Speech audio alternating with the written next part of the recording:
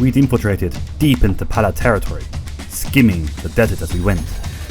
We landed at the rendezvous site, meeting up with the Special Forces troops that acted as our security and the ground crew that set up our aircraft, arming us ready for our mission.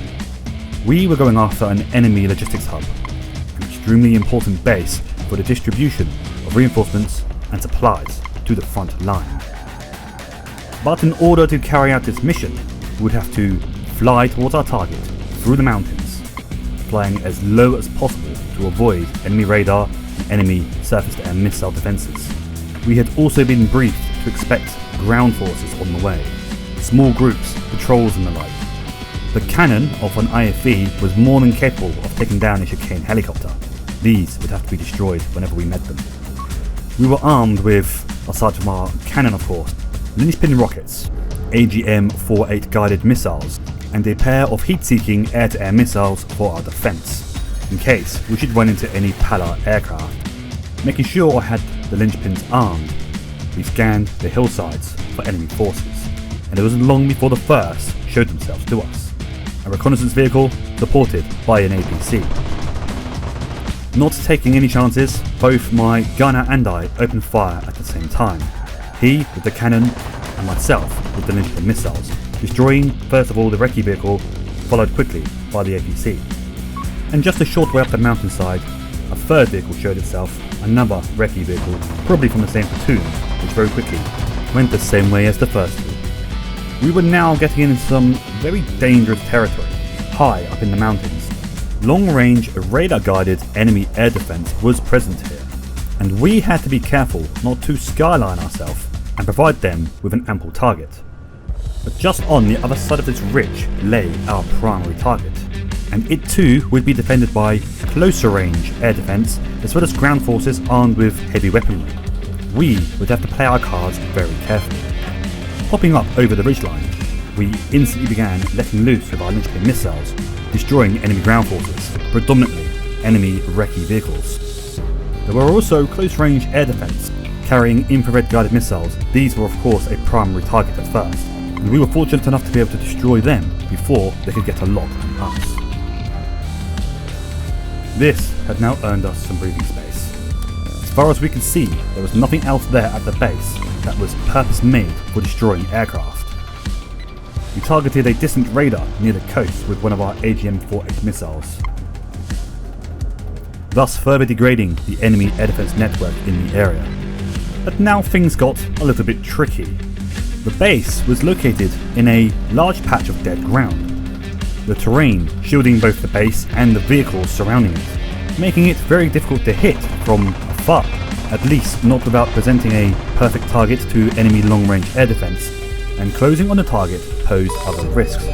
As already mentioned, a vehicle mounting an autocannon could be quite deadly to a helicopter, and we were forced to break off our first attack attempt, and narrowly avoid being struck by a surface-to-surface guided missile being used as an anti-aircraft weapon. Off in the distance, we spotted another infrared-guided surface-to-air missile system and decided that we would take this out in order to buy ourselves some additional breathing space in that direction. This would allow us of course to use the hills and the terrain in this area to take shelter, should we of course need it. Coming around again for a second attempt at attacking the base, I hoped to use the hills on the far side of the base in order to pop up and fire off my weapons.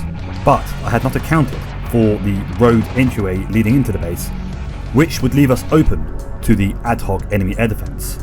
Once again, we were targeted by an optical guided missile, and I had to take evasive action in something of a hurry in order to avoid it.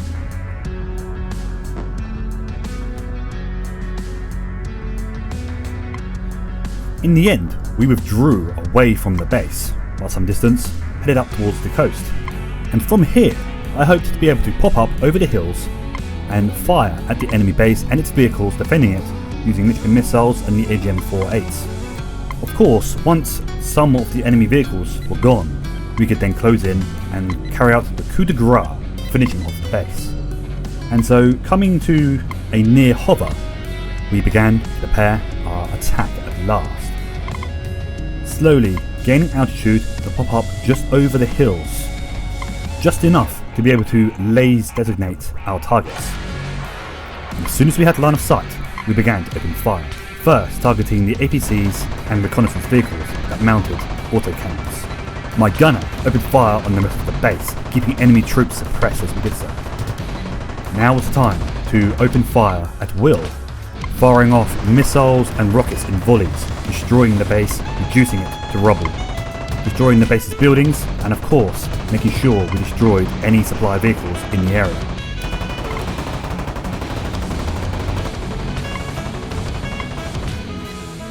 The final target, being a munitions truck, exploded in its usual spectacular fashion. Mission accomplished. The enemy base had been utterly reduced. But now we had a new problem. An enemy cricket, armed with cannons, was coming in, having been scrambled amidst reports of an enemy helicopter attacking their forces. As I attempted to fly away using the terrain for cover, my gunner tried to keep the enemy cricket at bay using the cannon. He reported several hits, but the enemy aircraft kept on coming. It wasn't long before the enemy began to score hits on us. Our engines were damaged. The controls of my aircraft immediately began to feel somewhat sluggish. But as the aircraft passed in front of us, my gunner scored several good hits. It's worth mentioning that the cricket is not to be underestimated as a air-to-air platform. With 20mm cannon pods attached, it can be quite lethal, especially at shooting down helicopters. Realising we weren't going to escape, I turned the aircraft to face our attacker, firing off our last remaining air-to-air missile whilst my gunner opened fire with a cannon.